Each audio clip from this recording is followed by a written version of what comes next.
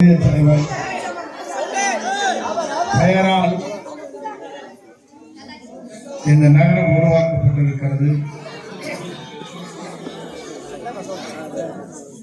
நீங்கள் என்றைக்குமே 1972 புரட்சி தலைவர் எம்ஜிஆருடைய வழியிலே வந்தவர் என்பதை நான் அறிவேன். இன்று வரையிலும்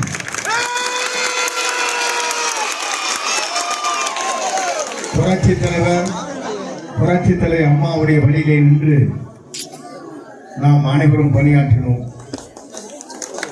ஆனால் இன்றைக்கு இயக்கத்திலே அடிப்படை உறுப்பினர் நினைக்கப்பட்டிருக்கிறார். 50 ஆண்டு காலம் இந்த இயக்கத்திற்காக உழைத்த என்னை இப்போது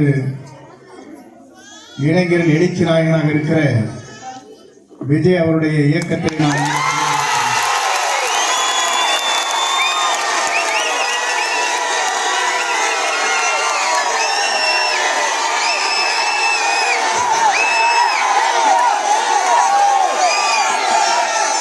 எப்படி புரட்சி தலைவரோடு இணைந்து பணியாற்றினோம்.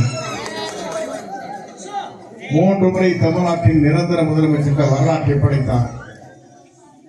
புரட்சி தலைவருடைய வழியில் புரட்சி தலைவர் அம்மா அவர்கள் பல்வேறு திட்டங்களை தமிழகத்தில் நிறைவேற்றி நாம் நம்முடைய தாயை மட்டும்தான் அம்மா என்று அழைப்போம்.